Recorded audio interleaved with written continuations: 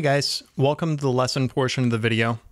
So my goal when performing a solo like that that's written by somebody else is not only to try and capture the basic essence of the solo, but hopefully incorporate some of my own style, especially in the spots where that would help me play with a little bit more conviction, as opposed to stumbling through some lines that might feel unnatural to me. So what I'm going to do is go through the entire solo for you guys, but I'm going to focus mostly on the phrasing because that's what I paid most attention to when I was learning this by ear. And that's, in my opinion, the most valuable thing to take away from learning a solo like this, because those phrasing elements can eventually blend into your other influences and shape your own original sound, kind of like Petrucci's influences shaped his sound. And also, I grabbed a different guitar for the lesson portion of this video, just because I think it sounds cool on single coils, and some of you guys might only have 22 frets to work with. So what I'll do is go through an isolated guitar track of the album version, and I'll point out some important phrasing elements that I think are cool to pick up, even if I end up playing them a little bit differently in my version, and even if he plays it differently live. So let's go ahead and get started.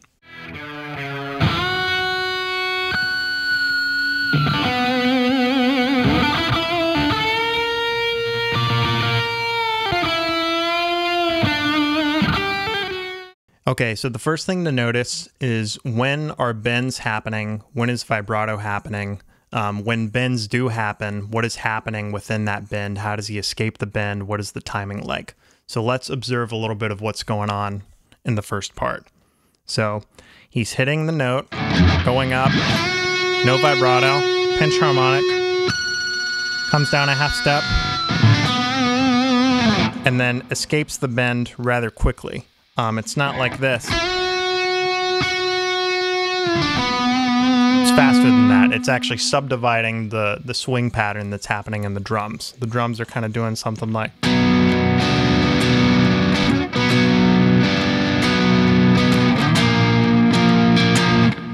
So the guitar is faster than that.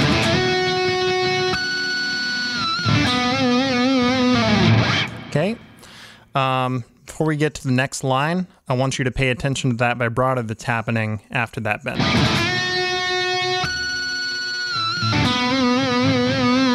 It's very wide, rather slow, but definitely controlled. And you can contrast that vibrato with vibrato that is less controlled and faster.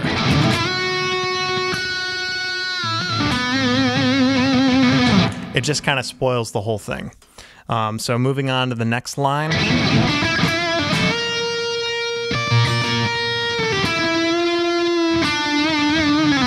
So I play that a little bit differently. I actually add in one more note to continue with that kind of subdivided feel.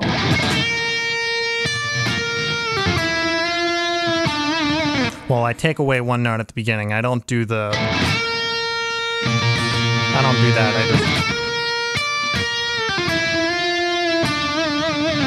But moving on.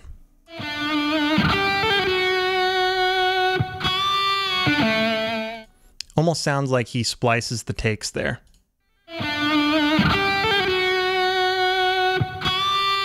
Okay.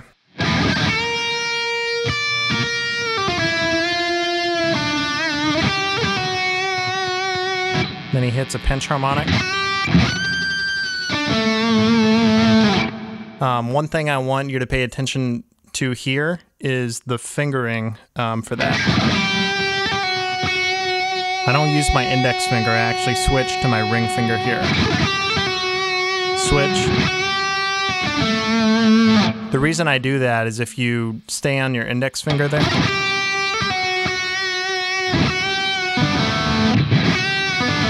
it's hard to do that that next part fast enough with just one finger.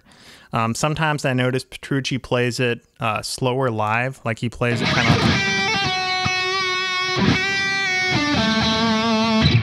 of like that, but the album version at least, it's faster.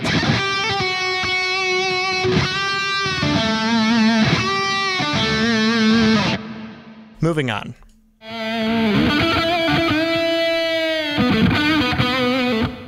Okay, so he's playing something kind of like... I play that a little bit differently, but that's kind of the gist of it. I end up playing something kind of like...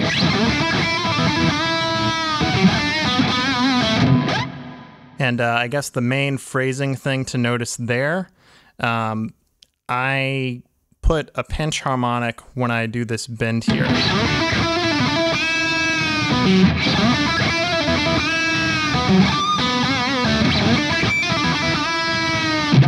And I normally switch to the neck pickup for the second half of that.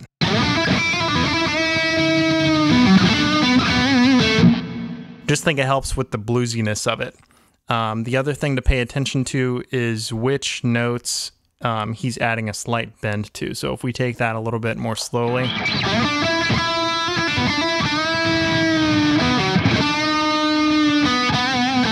It's not quite that exaggerated, but I just wanted to emphasize which note is being bent there.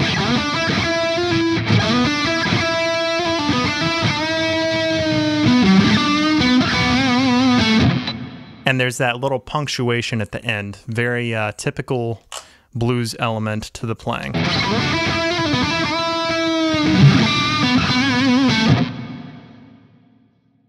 All right, moving on.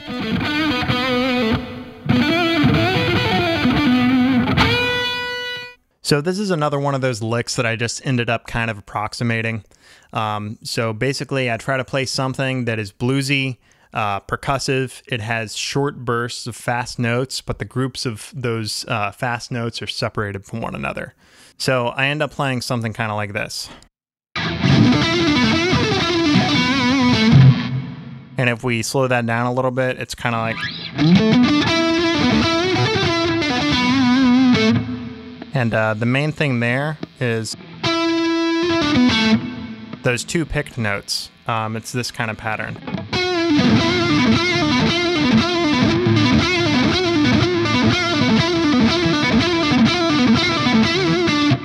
Very, very typical of Petrucci. It's one of my favorite things. He does a lot of those licks. Sometimes he'll pick every single note too, just like...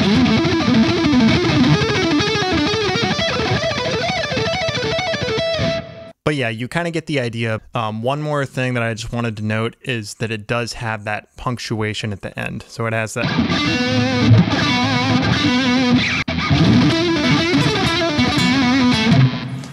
All right, so moving on.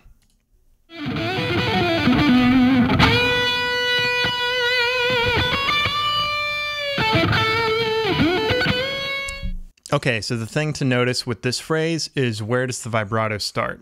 It starts on the second note. So you hit the first note, no vibrato. Second note, you add in the vibrato.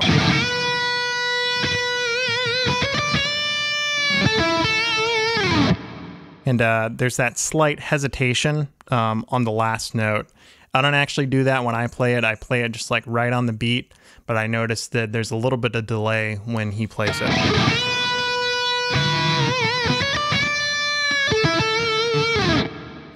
That's how I play it, though.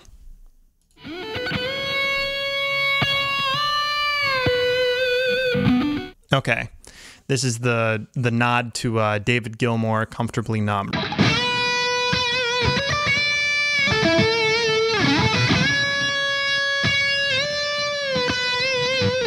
So how he phrases that, he actually doesn't come back down. He just keeps going up. He bends and goes up, which is cool. How I play it, I bend up, I come back down, and then I go back up again like this.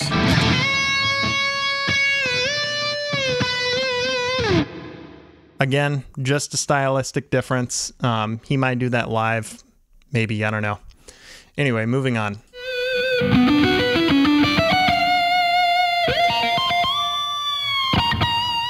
Okay, yeah, so it's an arpeggio type thing going up to another bluesy lick. For the arpeggio part, I like the sound when it's a little bit muted, just personal preference. I don't know if the fingering is right, but I think the notes are basically right. And then going up to the bluesy lick, he plays it something like this. I change it ever so slightly. I rush those notes a little bit more.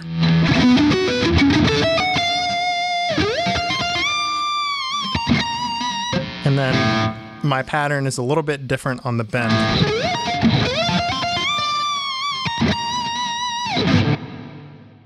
Moving on.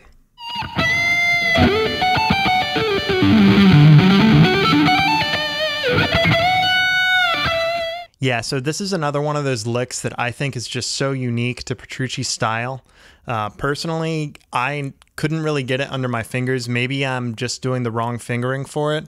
But I actually noticed that many times when he plays this part live, he plays something different as well. But I'll at least go through what the lick is to my best understanding. It starts with the pinch harmonic. You don't have to hit the pinch harmonic, but if you get lucky, it's there. Oh, there you go, I hit it. And then you slide up into the lick.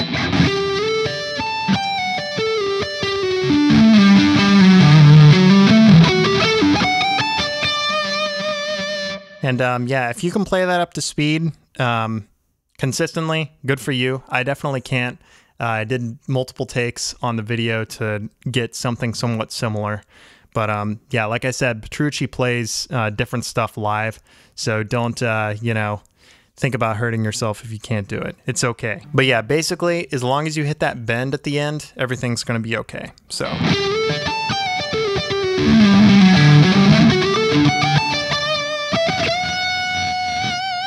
That bend.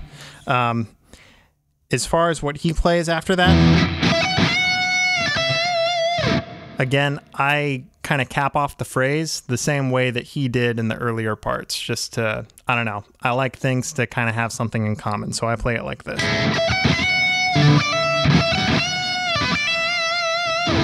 And then moving on to the next part.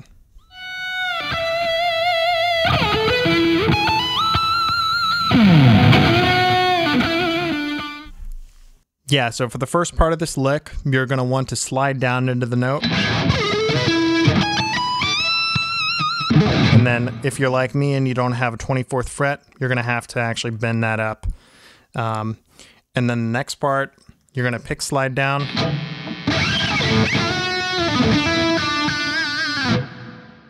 This part, if you notice, is actually similar to a previous part where we had that bend and then the two-note burst. So like...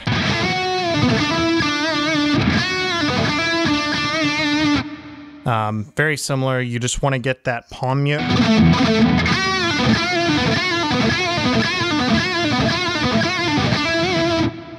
And I add in an extra note there at the end. He just plays it like this.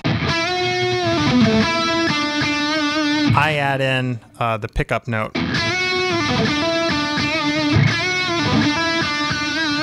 I just kind of like the sound of it personally. But anyway, moving on.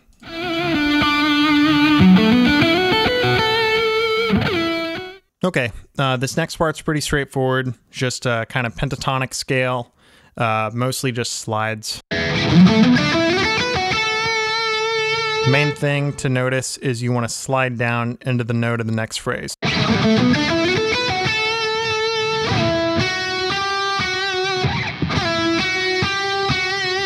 Pretty sure he does a slide there.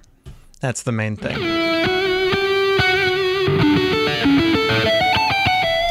Okay, another arpeggio thing going on. I personally switched to the neck pickup for this part. I don't know if my fingering is correct on this, but I play it like this.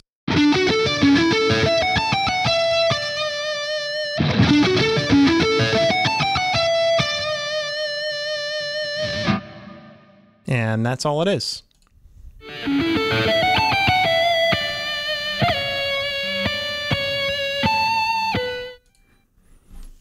Yeah, so at the end of that arpeggiated phrase, he plays it like this. And then he slides. I play it just a little bit differently at the end. I play it like this.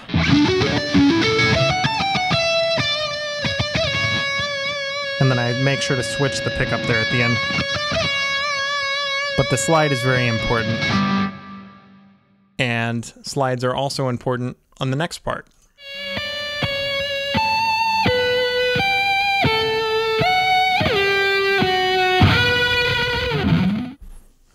So you don't hear it as much in the album version, but this is something that he does live that I really like when he's doing this.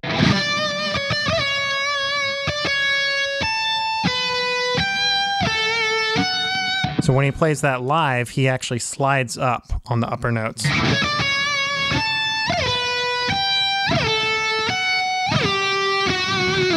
Just something that I really like. I try to pull it off if I can. Next part.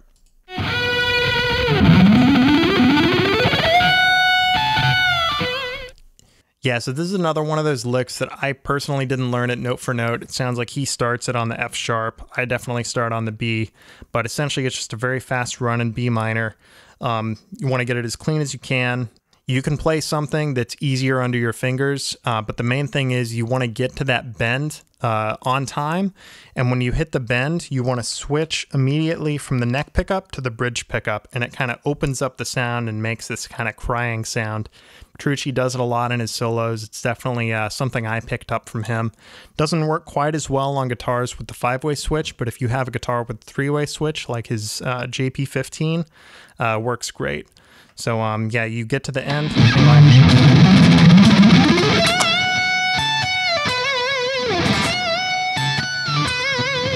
And yeah, just nail that pickup switch. That's the main thing for this one. Moving on.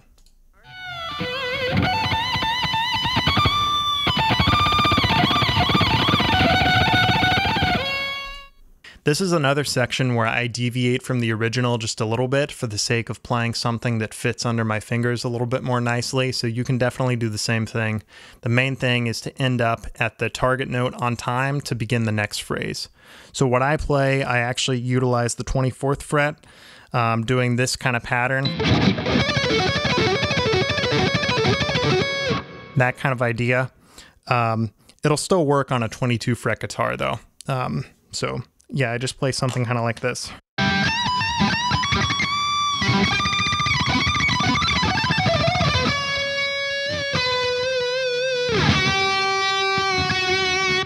And that's the next phrase. But yeah, you can hear, as long as the notes are fast, they're not going to sustain when you're playing up here, but you still can get a note.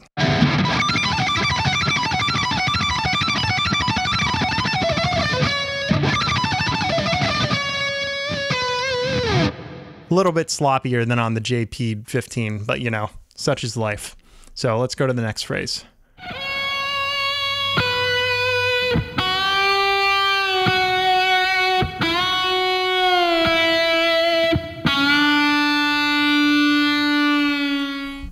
Yeah, so that's pretty straightforward. You're just coming down from a bend for this next part.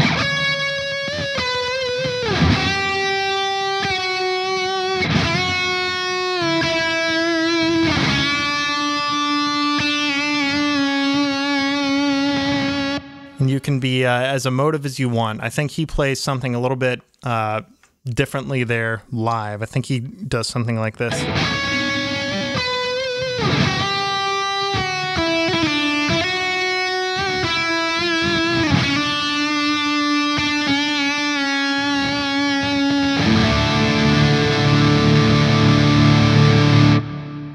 But yeah, that's my best approximation of the important elements of this solo. So hopefully this helped you pick up some phrasing things that help you play it a little bit more convincingly, and you can inject some of your own style into it. So yeah, good luck, have fun. Thanks.